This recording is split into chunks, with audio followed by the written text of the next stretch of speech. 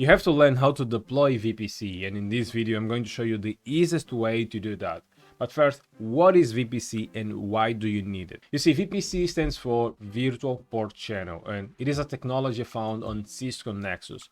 So those are the Cisco switches for data center environment. And in these environments, we may have our requirements to use PortChannel. And as you probably know, PortChannel, it is a technology used to bundle physical interfaces like 2, 3 or more physical interface to appear logically as a single interface. Now, in enterprise environments, this is often used when we have two switches at the top and a single switch at the bottom, just like we have here. So let me get my pen here. Let's suppose that these switches are catalyst switches.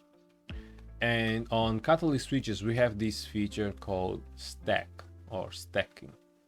And this feature is going to allow two or more physical switches to appear logically as a single switch. And this technology is often used when we want to provide hardware redundancy, meaning like one of the switches, if it fails, is not going to affect the group of switches in that stack, and we'll be able to still forwarding the traffic because we have multiple switches on that stack. Even from a management perspective, we're not going to configure multiple switches. We're just going to have one host name. If we configure the VLAN will be on all the switches because logically it's just a single switch. And when we connect a switch, let's suppose like switch 3 connects physically to these two switches physically, but logically from switch 3 perspective it's going to appear that it's connected to just one single switch, which is great because then we can enable port channel and we'll be able to take advantage of the fact that both ports will be in use all the time simultaneously, because port channel is going to disable STP and we'll take advantage of both interfaces. Now, VPC is quite similar to stacking. With VPC, we also have two switches, meaning two physical switches, and we're going to combine them using VPC to appear logically as a single switch, but with slight differences in comparison to stacking. One of them is that from a management perspective, we're not going to see a single switch. We still have to configure each switch individually, meaning we're going to have switch 1 and we're going to have switch 2. If we add the VLAN on switch 1, we'll still have to add the VLAN on switch 2 as well. The benefit is that we want to achieve the same type of redundancy from, let's look at switch 3, so that when we configure port channel, okay, to these two switches, switch 3 from switch 3 perspective is going to appear like it's connected to just one single switch, and we will be able to use both ports at the same time. Now, before enabling VPC, you have to understand the VPC components, and they're very simple to understand. So we have two switches, right? So we have switch 1 and switch 2. So one is going to be the master and the other one is going to be kind of the slave, although both switches will be working simultaneously. Okay, we have the VPC domain. So each switch can only be on one VPC domain, and at each domain we can only have two switches. And we have these, what is called the VPC peer link. So this is the link that the switches will use to exchange control and data plane traffic. It's not going to be used all the time to send traffic from end users. Can be used at some time, but by default in normal deployments it's not going to be used to send traffic from or data plane traffic. We also have the VPC peer keepalive. So this is used between the switches to monitor whether the other switch is alive or not. And this is going to be a layer 3 interface, but the VPC peer link is going to be just a layer 2 interface. We also have VPC orphan port or in orphan device. So this is those cases when we have one switch that is connected to only one of the VPC peer switches. So for instance, this switch, let's say this is switch 3, is only connected to switch 1. So this means that this is an orphan device, and this is going to we're going to name it as an orphan port. Now, for switches that have both ports connected to both switches, they are going to be part of the VPC domain. And here you have the explanation for each of the components. So we have VPC, okay, the combined port channel between the VPC peer devices and the downstream device. So we have the VPC peer device, so switch 1 and switch 2, the VPC peer keepalive, the VPC peer link, the VPC member port, okay, and host VPC port. So this is a fabric extender. These are the switches 2000s. They use to extend the ports. We have orphan port, orphan device, and the VPC domain. Okay, so again, I do recommend that you take a look at this document just to kind of understand like what's really happening behind the scene. And so now let's see how to enable VPC in our architecture. Okay, this is the topology that we'll be using, and it's quite similar to what we saw in that document. So these are two Nexus switches, and these are Cisco IOL switches, so they're not Nexus. And I have these two servers here. Essentially they're just Linux, or upside Kali Linux, and I haven't configured anything related with VPC. So if we go back to our document, so it should be right here. What do we need to configure? VPC guidelines. So essentially this is what we have to do. First we have to enable the feature, so VPC feature, create the VPC domain, enter the VPC domain mode, configure the VPC peer keepalive link, then create the VPC peer link and create a port channel and configure it as a VPC. And this document also show us here an example on how to do it. So this is what we're going to have as the end result. So we have two switches, two Nexus switches. So we're going to combine two ports to appear as the VPC peer link and one of the ports as the keepalive.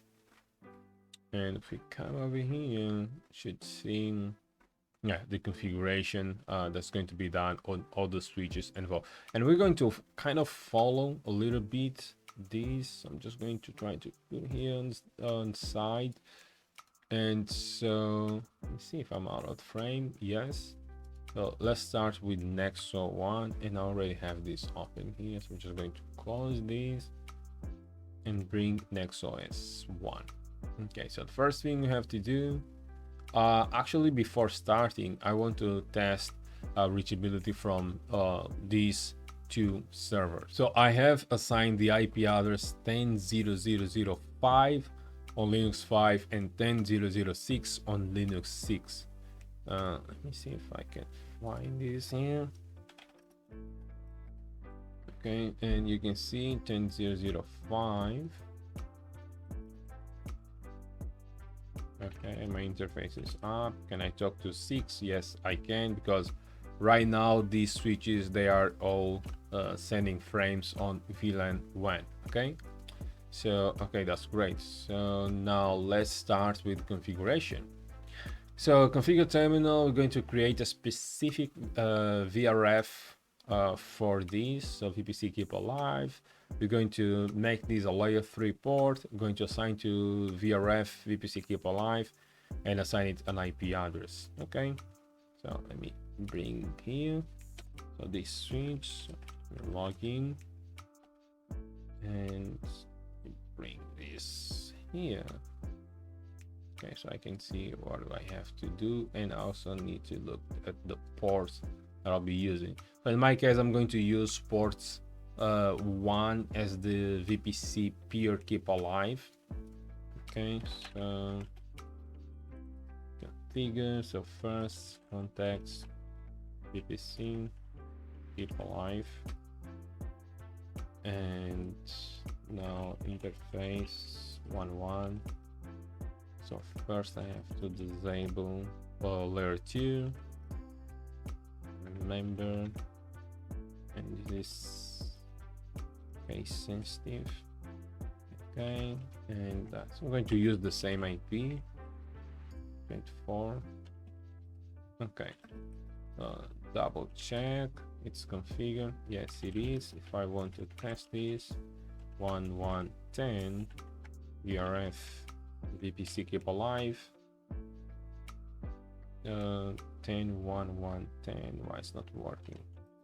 Let me see if I do have to enable the interface. Yes, it's down, so I have to enable the interface. So 1 was shot. Now let's test again. So 10 1 1 10 VRF vPC keep alive. Okay, nice work. That's great. That's why I always like to test before moving forward.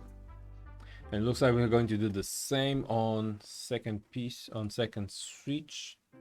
So I already had that open and I always forget. Okay, I'm going to log in. Okay, configure VRF context vPC keep alive and interface 1 no switch port, no shots, and VRF member vPC keep alive. IP address 10.1.1.20.24, and I can test 10.1.1.20 VRF vPC keep alive. I don't know if it's going to accept. It's going. Okay, great. So now I can test whether I can talk with switch 1, and it's working. So now I know that both switches are reachable. Okay, that's great. So as it suggests, we're finding the end-to-end connectivity between between both switches. Okay, it's working. So what is next? Okay, so now we're going to configure the interfaces between both switches. In my case, that's going to be probably 2 and 3 as the vPC peer link. Okay, so first let's start with switch 1, and let me see if I'm out of the frame. Okay, and I think that's okay. Okay, let's start the configuration. So remove interface, in my case is 2 and 3. So switch port mode trunk. Just want to make sure to enable the interface and channel group 1. Okay, and done. PortChannel 1 is created. That's great. I'll also do the same on switch 2. I'm going to minimize these. Okay, do that. So interface 2 to 3, no shot, switch port mode trunk, and I'm going to use channel group 1. Okay, and don't worry about those messages. Okay, this is going to disappear once we create the vPC domain. Okay, so just want to make sure that the port channel is up. So SU, it means that it is suspended.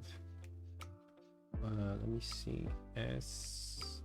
No, it's up and it's switched. Okay, which means it's okay. And although we're using without a protocol, okay, that's not a problem. Okay, so we can see the ports are bundled, P up in port channel. Okay, so it looks like it's okay. Okay, so we can compare here the result as well. It's the same. That's great. So next we're going to configure vPC towards 9K switch. Okay, so now we're going to enable vPC. Okay, let's start with switch 1. So feature, and you can see that it looks like it's slow, and this is probably because of that message we saw earlier related to VLAN 1. So I'm just going to disable these 2 ports, port 4 and port 5. Probably it's happening some kind of loop, and it's very slow. So it's going to be 145 shut, disable, and let me get switch to it's going to be 4 to 5 and shut. Okay, and yeah, it's responsive now. Okay, so I enabled vPC, have I? Okay, let me do this. So vPC, and I have to do this on both. Bring here. Okay, feature vPC, and then going to create the vPC domain. In this case, using vPC domain ID 11 And so that's going to be VPC domain 11, and the peer STP is disabled. We make sure it's flagging T as per the recommended. Okay, let's see destination. In my case, that's going to be 1120, and it's going to be source. Just want to make sure, because I know the command just going to reduce this a little bit. Just want to make sure that we use the same thing. Okay, so source is going to come from 11110, and the VRF is going to be VPC keep alive. Okay, I'm going to do the same here. VPC domain 11, and then it's going to be peer keep alive destination 10.11.10, source from 10.11.20, VRF VPC keep alive. Okay, and so one thing that I can check is whether VPC keep alive it's working. I believe that's VPC peer keep alive. Okay, peer is alive and is success. Okay, that's great. So what is next? Now configure the VPC peer link. Okay, let's do that. Start with switch 1.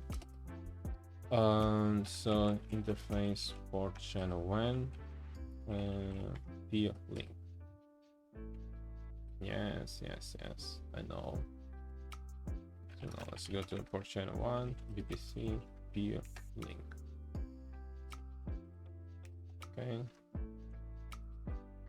so yeah, that's done.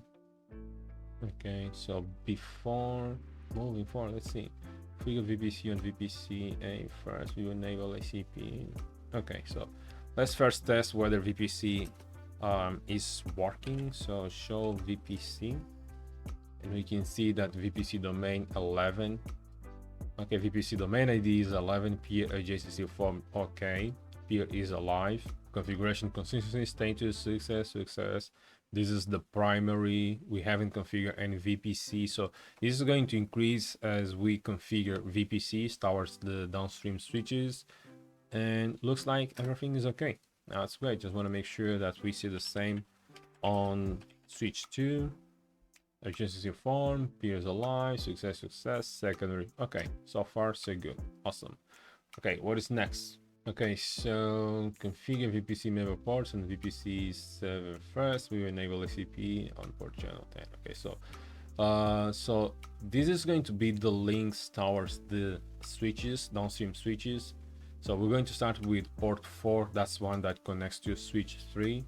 So first we have to enable feature LACP. Okay, and now let's go to interface 1.4 actually. Let's double check on that. So yes, that's 1.4, and this is going to be channel group 10 mode active.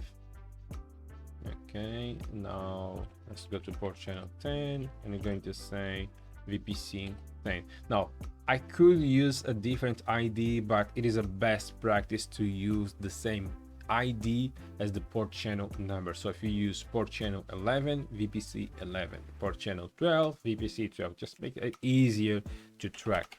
Okay, so this is done. I'm going to do the same on switch 2. I think that's what I have to do. Yes, it is. So feature LACP. Okay, we go to interface 4 and create the channel group 10 mods active. Now just remember that we have to enable the ports. So VPC 10. Okay, so recall I disabled this port. Okay, so I'm going to enable first.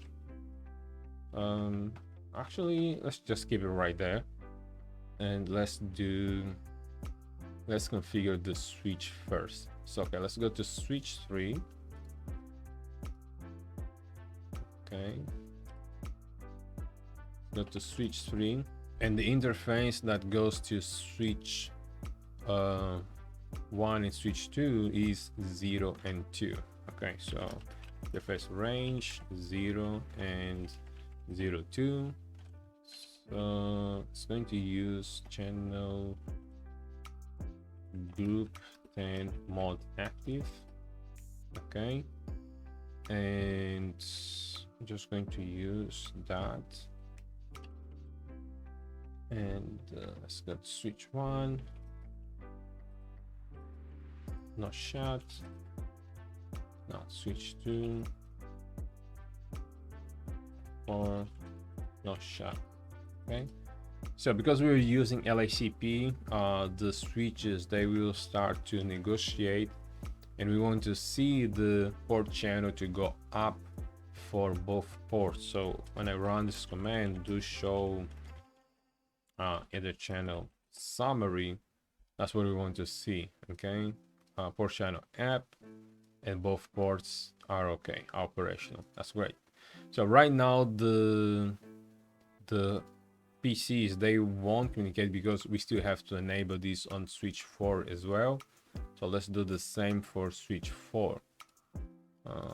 Where are you?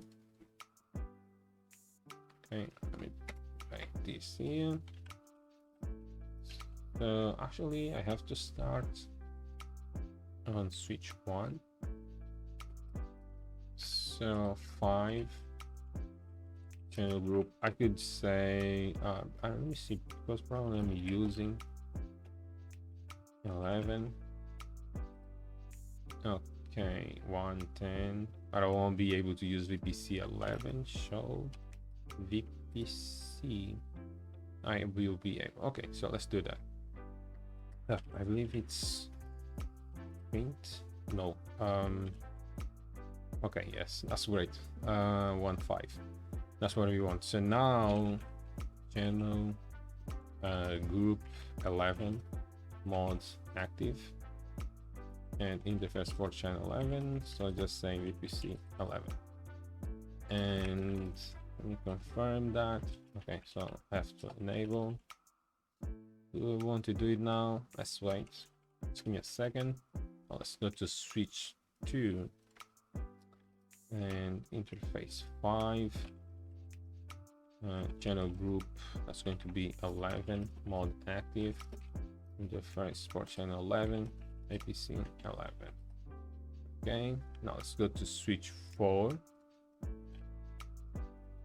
interface, let's see, I believe that's the same, 0 and 2. Yeah, so interface range 0 and 0 2, channel group, I could use the same number but it's irrelevant. So which one did I use on switch 3? 10. So, okay, so I'm just going to use 11 here, mod active, and this is done. So now I'm going to enable those ports, no shut, and I'm going to do the same on switch 2, interface 5, no shut. Okay, so now let's give it a couple of seconds and we should see LACP coming up for port channel 11 on switch 4. We run the command do show either channel summary.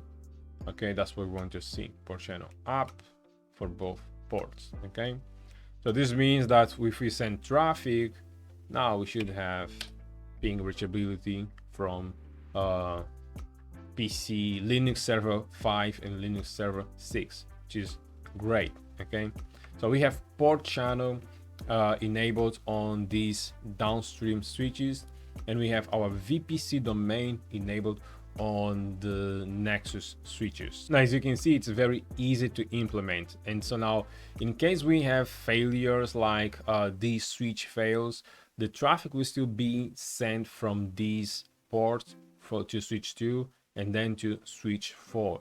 The same happens if switch 2 fails, the traffic will be sent from this port on switch 1 and then to switch 4. Okay, it's not going to use this peer link by default unless this switch notice that it's using an orphan port, and it's those cases when the switch only has one port in the VPC domain. And you can dive deeper into these, like the failure scenarios, what happens and how you can change that. I believe it's somewhere here in this document. Let me see if I can find that for you. guidelines. Yeah, VPC failure scenarios, and you can see, okay, what happens, and also how the switches are going to behave, how the traffic is going to be sent, like to really understand the data plane behind this feature. Okay, so this is it, guys. I hope you found this video useful, and if you took value from these, don't forget to subscribe, hit the like button, and I'll see you on the next one.